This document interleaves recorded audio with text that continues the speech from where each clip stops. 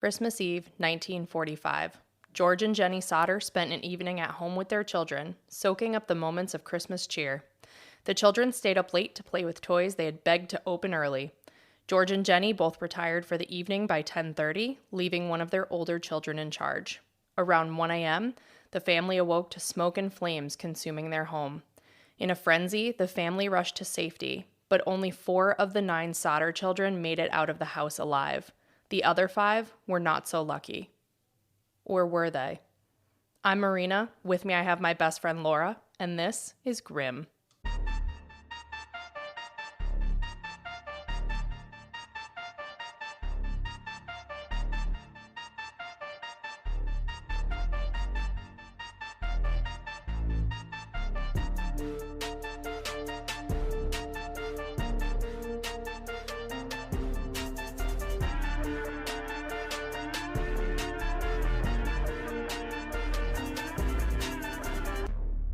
Are you trying to kill me with all these cases? Home invasions, fires. These are all things I'm terrified of. This case is a doozy. This one, I've gone back and forth on what I think happened. It's very bizarre.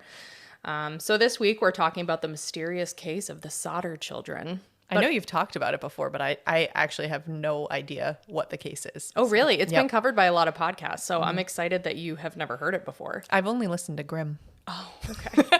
Exclusively Grim. Yep. Well, before we start talking about the case, we have some Patreon shout-outs. Woohoo, my favorite part. Yeah, the best part. First up, we have Katie L. Katie, woo! We love you, Katie. We love you, Katie. Thank you. Second, we have Cassie B. Cassie, woo! Yeah, we love Cassie, you, Cassie. we love you. And last but not least, we have Allison H. Thank Allison, you, woo! Allison. We love you. We love you. Thank you all. Our love for our gremlins is free, but if you want to buy us a glass of wine, get some bonus episodes, or join our Discord and chat with us on the reg, just go to patreon.com and search Grim: a true crime podcast. I don't know if you've heard before, but Laura thinks the Discord is pretty cool. So, I mean, Fun, I believe, is my out. adjective of choice. Is it gruel? It's interesting. Cruel. It's gruel and interesting. Yes. I also wish that, and maybe we will eventually take a picture, but I wish that you all could see our setup right now because we're recording at Marina's house instead of Colby's while Colby's on a break. And we didn't really think through our setup of the microphones, but once we set it up, we committed and can't move. But we have the arms of the microphones between both of us. So we're kind of like going up and down trying to see each other's eyes. And it's just really pretty funny. It's pretty special. We'll get through, though. We shouldn't be left alone. No, we need supervision. So for this week's case, I relied mostly on an incredibly well-written article from Karen Abbott in the Smithsonian Magazine titled "The Children Who Went Up in Smoke." I then read a variety of online articles to fill in some details. I got some very interesting information from interviews done by Stacey Horn for her blog. And I'm not one to usually dive into Reddit, but there was an incredibly detailed post by user Jacob Maddox. And I also listened to Case Files' episode on this case because I love his Australian accent. And I love the way that he says the word skeletal instead of skeletal. I like that. Which is almost as much as I love when Bear Grylls says crevasse or vitamins. Vitamins. I like that one. Love it. Mm-hmm. This mystery involves the Sodder family, and I want to give you a background on them. George Sodder was born in Italy in 1895 and immigrated to the U.S. when he was 13 years old. He came to the U.S. with his older brother, but when they got to Ellis Island, his brother immediately turned around to go home, leaving teenage George alone in this new country. Yikes. I don't even like to go to restaurants by myself, so I give him credit for braving a new country on his own. I'll say. George found work bringing water and supplies to laborers working on the Pennsylvania railroads, but decided to move to West Virginia after a few years. In West Virginia, he worked as a truck driver, but George had big dreams, and he started his own trucking company. One day, George walked into a local store and met the owner's daughter, Jennie Cipriani, who had also immigrated to the U.S. from Italy. The rest, as they say, is history. I'm really surprised you didn't sing West Virginia. West Virginia. Because I did in my head, but I leave the singing to you. Mountain Mama. Yep, exactly. Take me home. Okay, so the couple got married and had 10 children over the course of 20 years from 1923 to 1943.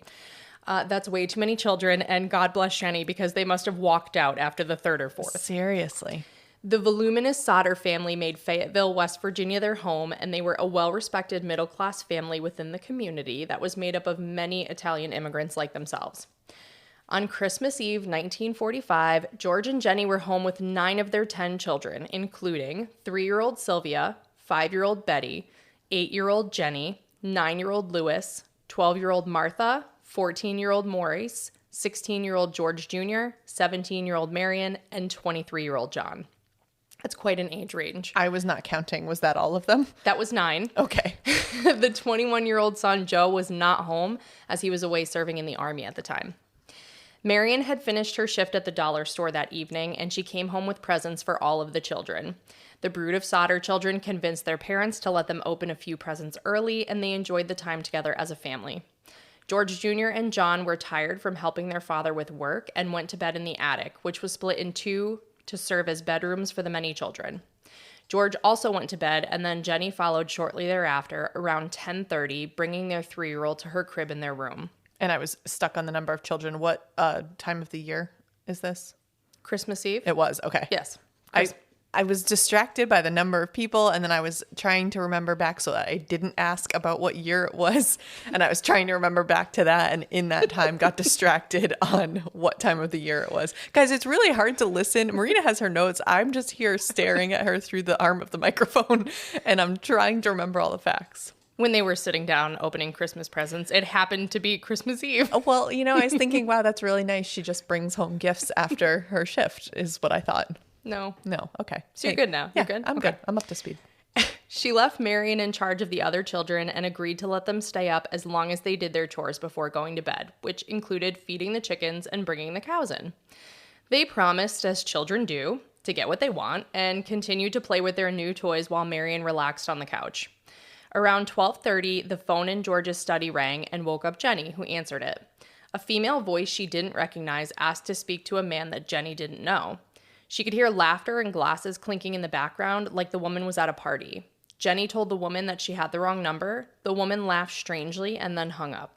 On the way back to her bedroom, Jennie noticed that Marion was asleep on the sofa in the living room and that the downstairs lights were still on, the curtains open, and the front door unlocked, which were things the children usually took care of before they went to bed. Jennie shut the lights off, closed the curtains, locked the door, and went back to bed, assuming her other children were asleep upstairs. Jennie was just starting to fall asleep when she heard one sharp, loud bang on the roof, and then what she described as a rolling noise. She stopped and listened, but not hearing anything else, she assumed it was just Santa and his reindeer and fell back asleep. Oh, that's so wholesome. But I'm thinking like Molotov cocktail is what I'm currently thinking. That's probably what it was. There was no research to indicate she did think it was Santa, but that was, Christmas Eve. It's the mother that heard the noise. Okay. So That's very nice. Okay. I was like, that's an interesting report that they had.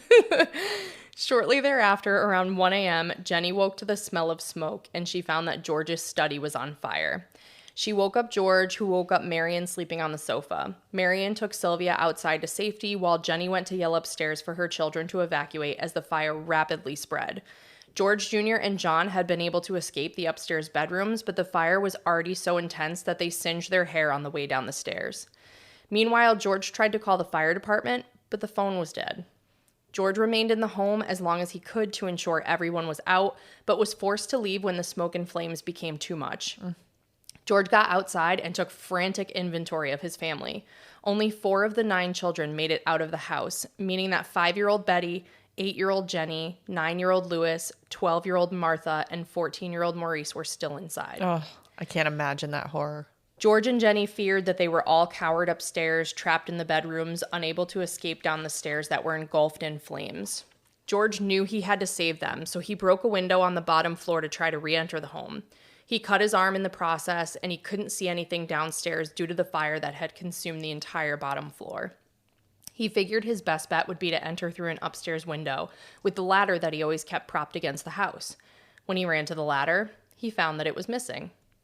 George frantically looked for other solutions and had the idea to drive one of his 2 coal trucks up to the house so that he could climb on top and reach the upstairs windows.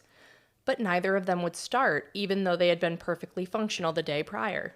Running out of ideas, George wondered if he could put some of the fire out with some nearby water. He tried scooping it from a rain barrel, but it was frozen solid. While George was running around trying to find a way back into the house, Marion ran to the neighbor's house to call the fire department, but the operator never responded. Another neighbor saw the fire and also tried to call for help, but no one answered there either. Trying to save what they could of the home, a frustrated neighbor drove into town and found the fire chief, F.J. Morris, who initiated the phone tree system that the fire department had in lieu of a fire alarm. Oh. The fire chief couldn't operate the fire truck on his own, so he had to wait for help. Oh, geez. The fire department was also incredibly understaffed, as many of the volunteers had yet to return home from war. Believe it or not, the phone tree was incredibly inefficient. Oh, that's shocking. And despite the fact that the fire department was only 2.5 miles away from the Sodder home, it took them about 7 hours to gather the firemen and get to the house, which was nothing but ashes by that time. I was going to say, honestly, what's the point then? Right. There's just, yep, that was a fire. The house had completely burned to the ground by 2 a.m., so I'm not sure the fire department could have done much had they been efficient.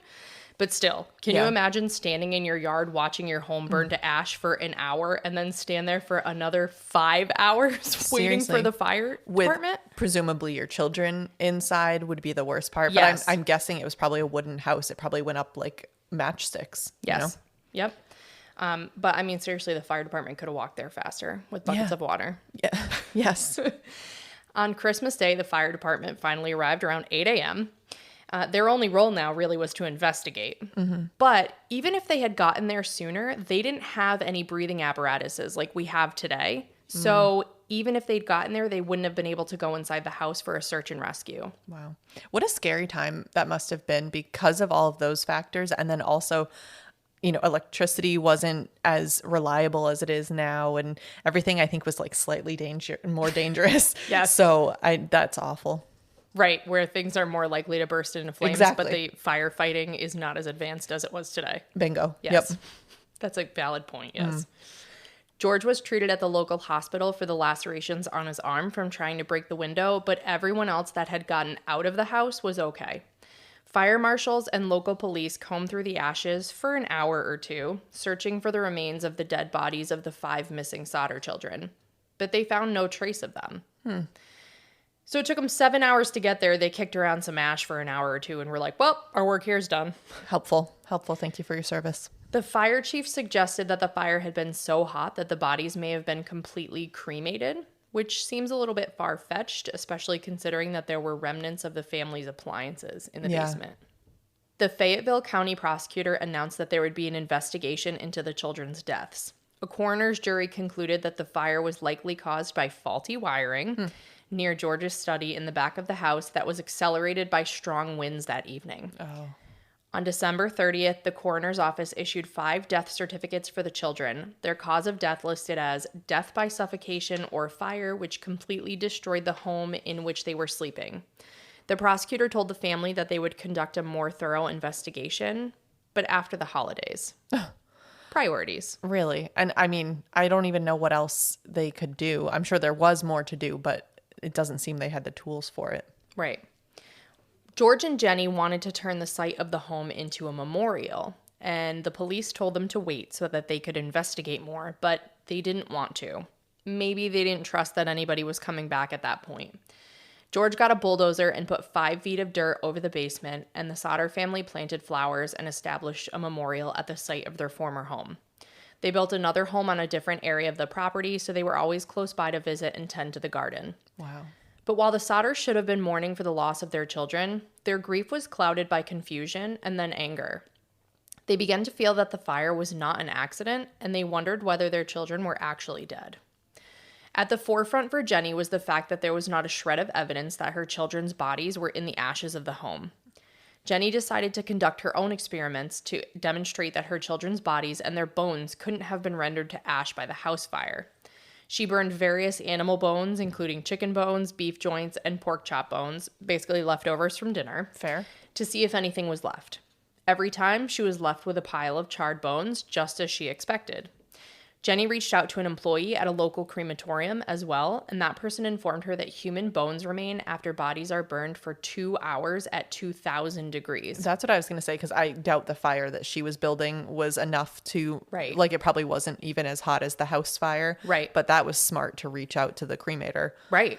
Yeah, because when I was younger, I guess, thought that when you get cremated, you are completely turned to ash. And then I learned that the ashes are basically the ground up remnants. I also thought that when I was younger, definitely not tonight, right before that sentence. Yep. Nope. Definitely. Things you learned today when you were today years old. Yep. So the standard house fire typically burns around 1,500 degrees, and the Sodder home had burned to the ground in just 45 minutes. So doing that math, there's almost no way that there would be nothing left of 5 bodies at that rate and temperature. And they're not that, I mean, they're small in that it's heartbreaking that if at the thought of them dying, but they're not that small that you wouldn't find bones and everything. I mean, a 14-year-old? Exactly. Yeah, exactly. Definitely. In addition to the lack of bones, no one ever heard the children screaming, no one ever saw them trying to escape from the windows upstairs, and no one reported smelling burning flesh either before or after the fire, which is horrifying to even think about, but I've heard how bad that can smell, so it's strange that scent wouldn't be reported or lingering at the scene. Yeah, and I think it sounded like George was running around the house trying to get in, so he would have seen and heard things and smelled things. Right. So You would think, anyways. exactly.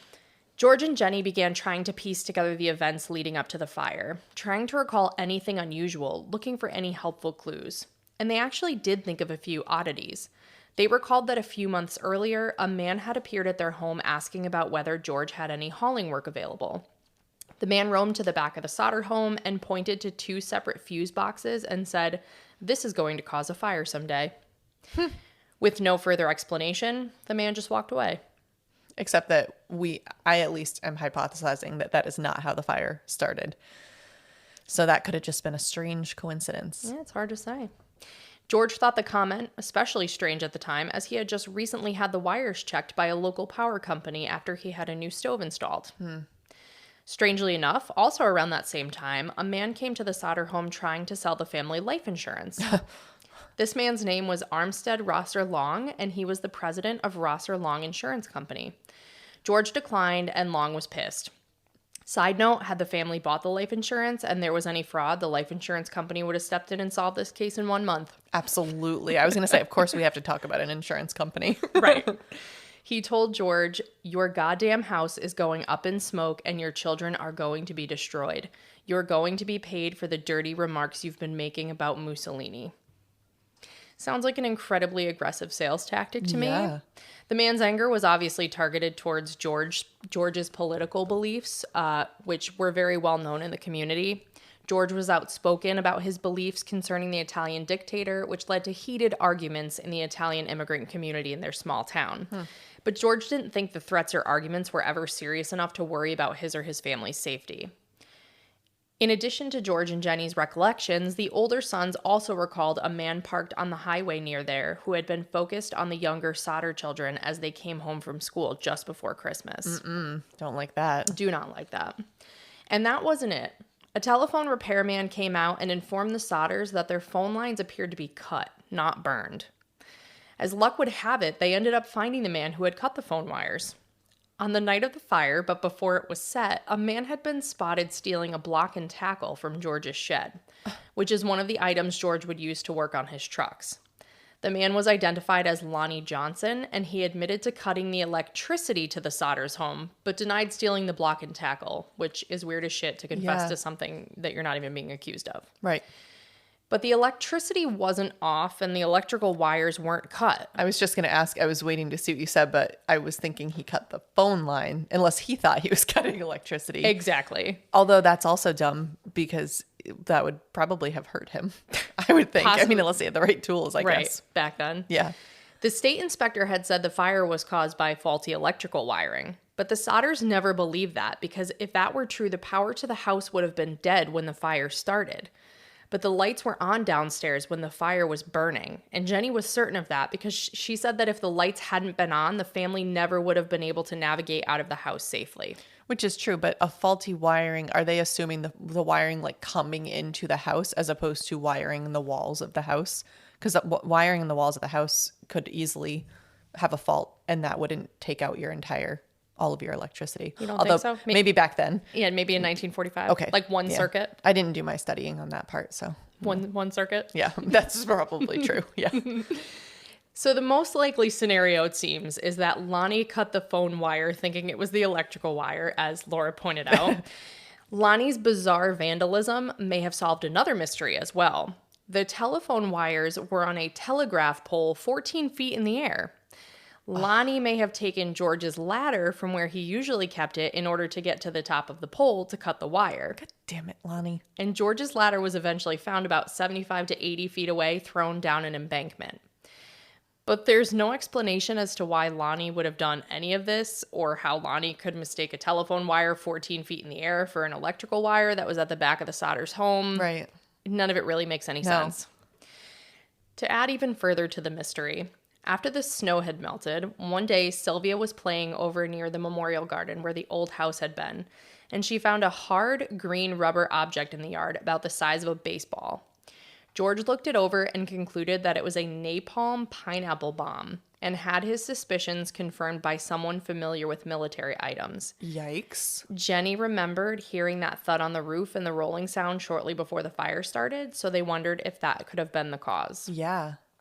To make matters even more bizarre, it's just going to keep getting weirder. No.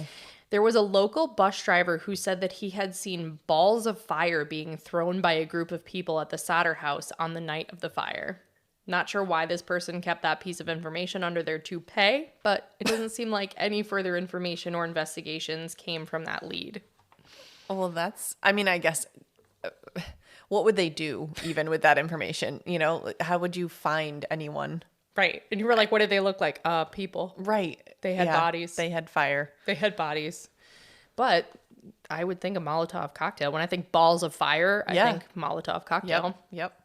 As the Sodders contemplated all of these bizarre circumstances, their story garnered national attention, and they started receiving reports that people had seen their children. One woman said she saw the children in a passing car while the house was still burning. Another woman at a tourist shop 50 miles west of Fayetteville said she saw the children the morning after the fire and served them breakfast. The woman noted there was a car with Florida license plates in the parking lot at the time, which corroborated another report that the children were later seen at a fishing village in Cortez, Florida. A woman at a hotel in South Carolina said she saw 4 of the 5 children a week after the fire, accompanied by 2 Italian couples. She couldn't remember the exact date, but she said they all checked in around midnight and stayed in a large room with several beds. She said she tried to make small talk with the children, but the men were hostile towards her and prevented her from speaking with them.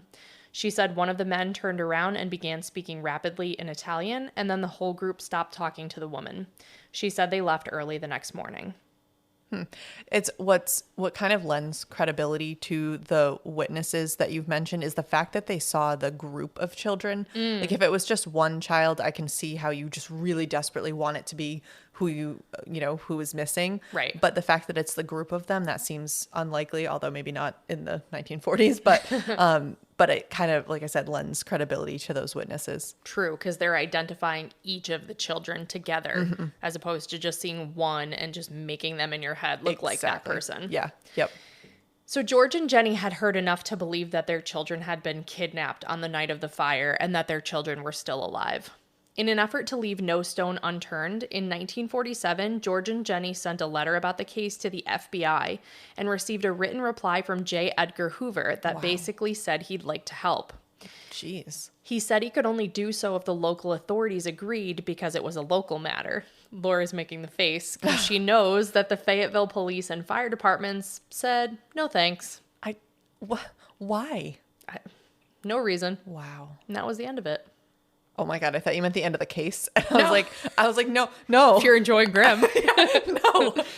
George and Jenny wouldn't give up. They hired a PI named C.C. Tinsley. The PI found out that the insurance agent who had threatened George when he refused to buy life insurance, Armstead Rosser Long, was one of the people on the coroner's jury that deemed the fire accidental. Oh. Speaking of sketchy people on the coroner's jury, another man who was on the jury was Fiorenzo Gamble Gianotolo. He was Irish. He was George's former employer who owned a rival trucking company. Fiorenzo's business partner was Cleante Gianotolo, Fiorenzo's cousin, and another man who was on the coroner's jury. And I'd like to think, I think it was my Helen Potts episode where we talked about a coroner's jury. Remember?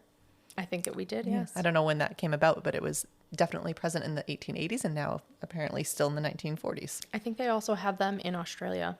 I think we talked about it with Phoebe Hanschuk. Did we? I believe that we did. Look at that. Indubitably. So get this. Fiorenzo was a co-signer on a loan to George and was a listed recipient of a $1,500 insurance policy in the mortgage clause on the Sodders' property. Here we are with the insurance again. Very sketchy. Yeah. Very sketchy. The PI also uncovered the most bizarre story about the fire chief, F.J. Morris. He found a local minister who said that Morris had told him that he'd actually discovered a heart among the ashes when he was combing the scene after the fire. Naturally, Morris said he put it inside of a dynamite box and buried it at the scene of the fire. Okay, but you find a heart, an organ, and not bones. And what was he going to do with 5 bodies worth of bones? Put him in a dynamite box and bury him. Apparently. The PI convinced Morris to show him where he had buried the heart, and they dug it up and brought it to a funeral director, who determined that the contents of the box was actually a beef liver that had been untouched by fire. Yeah, I'm not surprised. The fire chief had buried the liver with the hopes that finding the remains would placate the family enough to stop their investigation into the matter. That's sketchy. That's a long way to go to get them to stop investigating. Right. So were the police and the fire department on the take? Right. Were they trying to cover up their blundering mistakes? Were they trying to provide closure to the family? That would be nice. There's so many questions. I know. Well, it makes you wonder if it really did take that long to get all the fire engines and the volunteer firefighters to the house. Although we said it didn't matter, but who knows? Exactly. And they did wonder that. In August 1949, 4 years after the fire, the Sodders hired a pathologist from Washington, D.C. named Oscar Hunter to excavate the site of the fire. Unlike the police and fire department, Hunter was thorough and really searched the area. Hunter found damaged coins, a partly burned dictionary, and several shards of vertebrae. He sent the bones to the Smithsonian Institution, which issued a report. The report stated that the human bones consist of 4 lumbar vertebrae belonging to one individual. Since the transverse recesses were fused, the age of that individual at death should have been 16 or 17 years old. The top limit of age would be about 22, since the centra, which normally fused at 23, was still unfused. On that basis, the bones showed greater skeletal maturation than one would expect for a 14-year-old boy, which was the oldest missing Sodder child. How does he say it with an Australian accent? Skeletal. Skeletal. The skeletal remains. So where did it come from? It's a great question. It's, however, possible, although not probable, for a boy 14 and a half years old to show maturation of a 16 to 17-year-old. Okay. In addition to the aging issue, the vertebrae showed no evidence that they had been exposed to fire. And the report noted it's very strange that no other bones were found in the allegedly careful excavation of the basement of the house. Right. Noting that the house burned for less than an hour, the report concluded that one would expect to find the full skeletons of the 5 children rather than only 4 vertebrae. Yeah. The report ultimately concluded that the bones must have been in the loose dirt that George had obtained to fill the basement for the memorial garden. Oh, so they just had accidentally dug up part of another body. Yes. Oh. And that body was never identified. Oh, dear. So if it didn't belong to the Sodder children, who did they belong to? Right. And I mean, who knows how old it was? It could have been, I don't know, a very, very 100 years old. Who knows? What are the odds of that? Yeah. I don't know. Indian burial ground. Maybe high. They're probably haunted now. I would say they're pretty haunted. I don't think that's a revelation. Already. The Smithsonian report prompted 2 hearings at the Capitol in Charleston, after which the governor and state police superintendent declared the search hopeless and closed the case. But again, George and Jennie refused to give up. They put up a billboard on their property and passed out flyers offering a $5,000 reward for information leading to the recovery of their children, and later increased the amount to $10,000, which that's a lot of money. It is a lot of money. And I was actually wondering where they had the money, even from the very start when they just built their other house. And then now they've been doing all this investigation and hiring people. I was just wondering, maybe they were supported by the town or something. But well, and George owned a trucking company. okay, I guess he's got. So he probably made yeah, pretty good money. You're right. That's a huge reward. Yeah. They maintained the billboard for years and updated the message every now and then. At one point, the billboard said, "On Christmas Eve, 1945, our home was set afire and 5 of our children, ages 5 through 14, kidnapped. The officials blamed defective wiring, although lights were still burning after the fire started. The official report stated that the children died in the fire. However, no bones were found in the residue, and there was no smell of burning flesh during or after the fire. What was the motive of the law officers involved?" That was what the billboard said? Yes. It's a good thing that cars were slower back then because that's really long. I'm not even done. Oh, I'm sorry. That's okay. I will post a picture of the billboard. Goodness. I will post a picture of the billboard on the Instagram, but it's very small font. I'm saying, good thing they were going slow. So as I was saying, what did they have to gain by making us suffer all these years of injustice? Why did they lie and force us to accept those lies? So, Goodness. lots of words. Yeah. Thankfully, it was on their property, so they didn't have to pay by the word. True. Even as the years passed, the family never gave up hope of finding their children. George and Jennie looked for the faces of their children in everyone who crossed their path.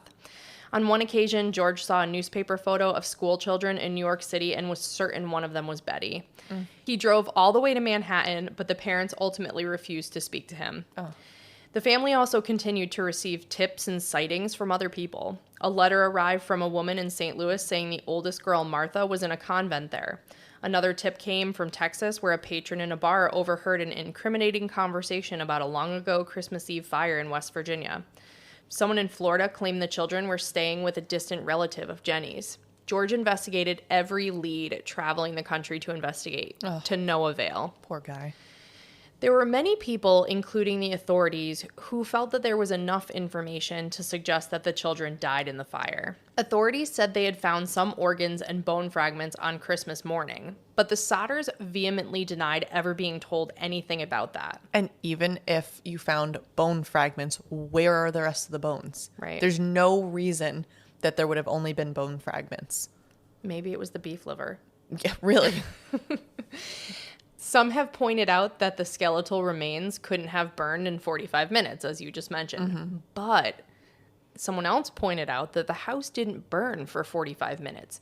It burnt to the ground in 45 minutes. What was left of the house burned all night and into the morning. When the fire department got there at 8 a.m., the ground was still hot and had to be cooled with water before they could search. Okay, that's a fair point. Still, I thought we just talked about how in the crematorium, the bones, even at 2,000 degrees over a few hours, are not, they don't disappear. So Right. But what about over 7 hours? 1,500 degrees at I don't know. 7 hours? Got any bones I can do an experiment on? Got any bones? Bones in a, what are those called? Can we borrow your creaky bones? I need H.H. Holmes crematorium. What is that thing called? Incinerate. What is the incinerator? Is that the word? What did he build? Cremator? Cremator? Yeah. Cremator? I barely know her.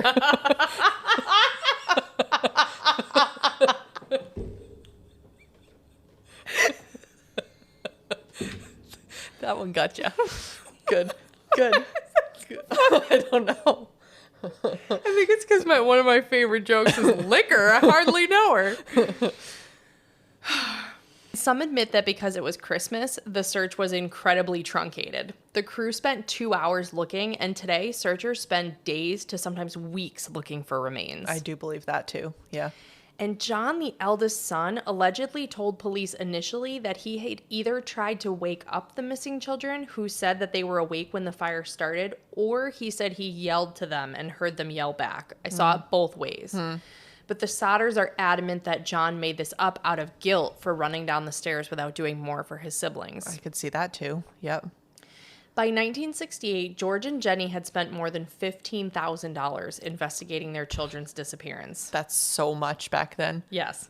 That same year, more than 20 years after the fire, Jennie went to get the mail and found an envelope addressed only to her. It was postmarked in Kentucky, but had no return address. Inside was a photo of a man in his mid-20s. On its flip side was a cryptic handwritten note that read, Louis Sodder, I love brother Frankie, ill boys, A90132 or 35. The man in the photo looked like Louis with dark curly hair, dark brown eyes, a straight nose, and an upward tilt of his left eyebrow. The Sodders hired a PI to investigate and sent him to Kentucky, paying him up front for his services.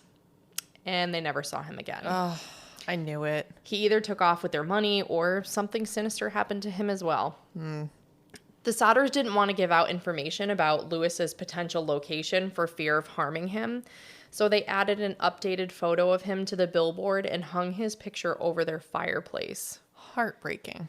In an interview, George said, time is running out for us, but we only want to know. If they did die in the fire, we want to be convinced. Otherwise, we want to know what happened to them. Yeah. He died a year later in 1969, age 73. Oh, that's awful. After George's death, Jennie became more reclusive. She built a fence around the property and started adding rooms to her home, trying to put as much space between her and the outside world as possible.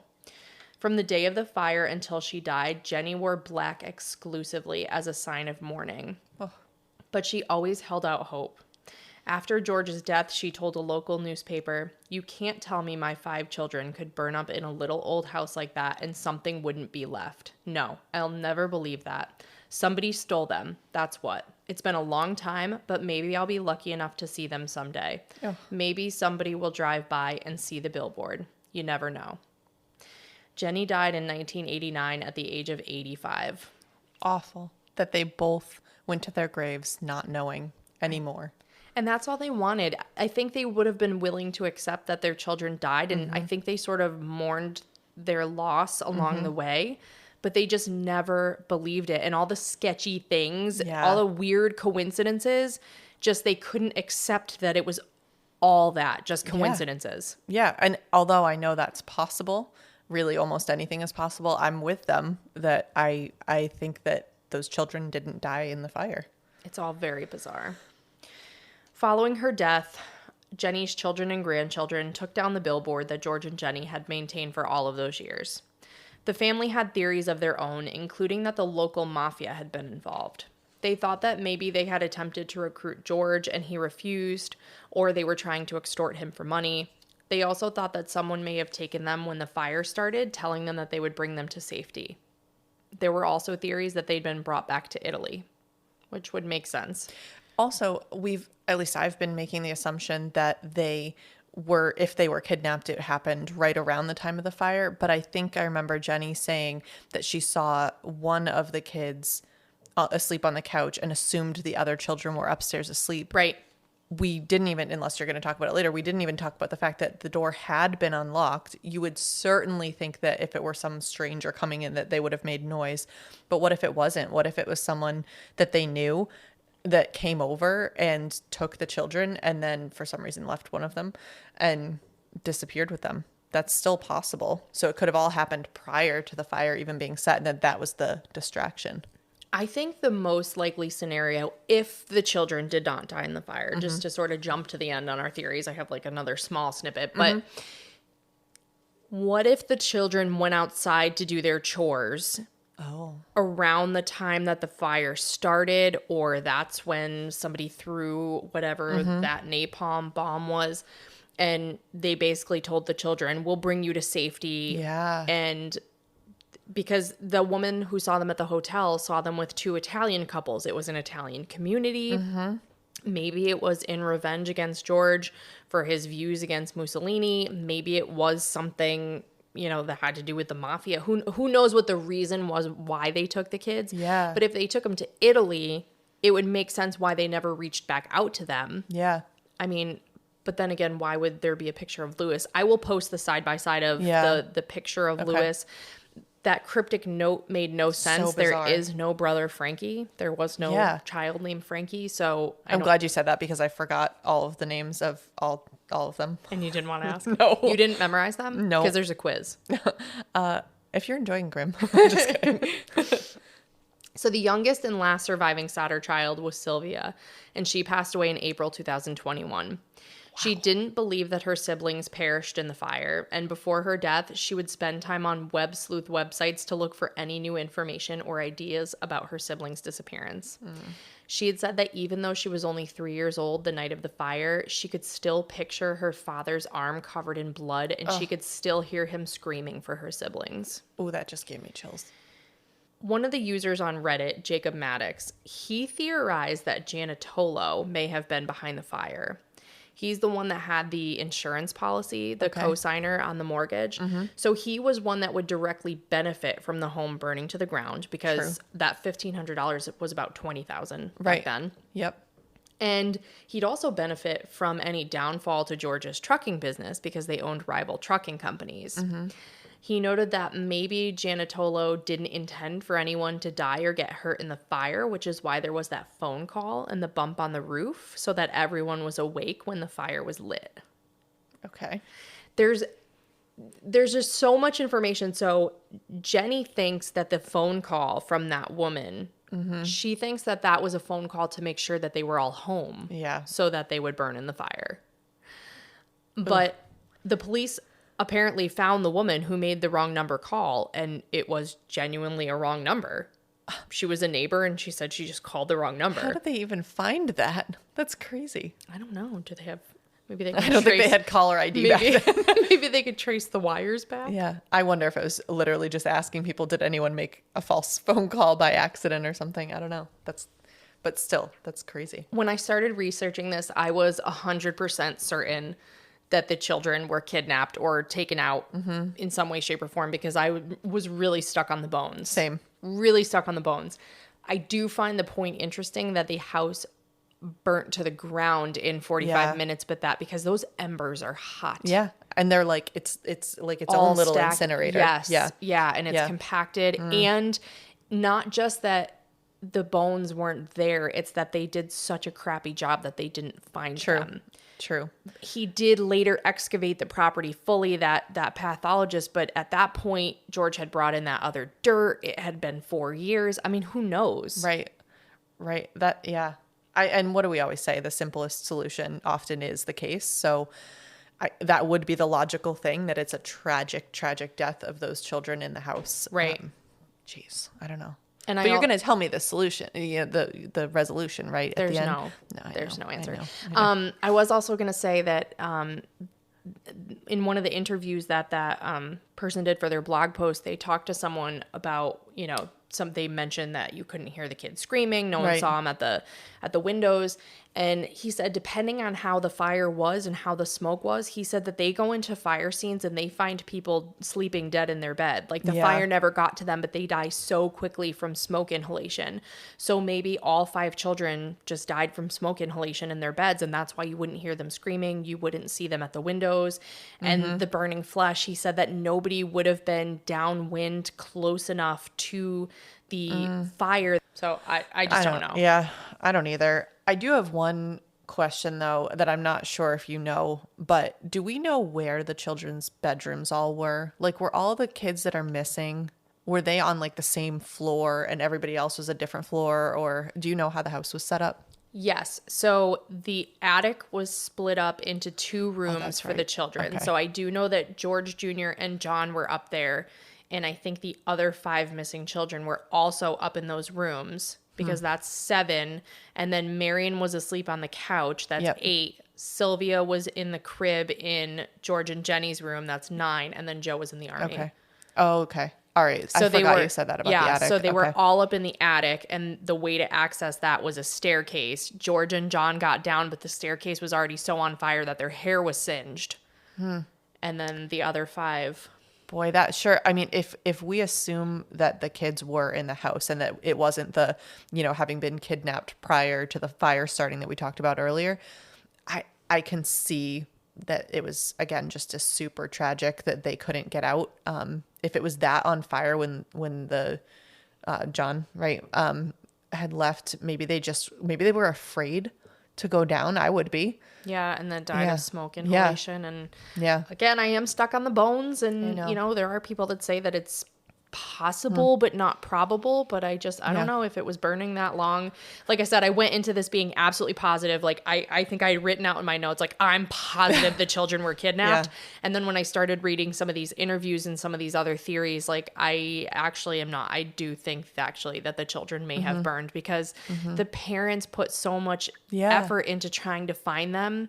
Like, unless the kids were brainwashed to not know that they were their family anymore, don't you think they would have said something? If they were in Italy or something Yeah, crazy. I mean, and some people said, know. well, maybe they knew it was their family, but they never got in contact with them again for their safety. Like, if it was the Italian mafia or someone threatened them, or they were kidnapped and have passed away, but for more sinister reasons.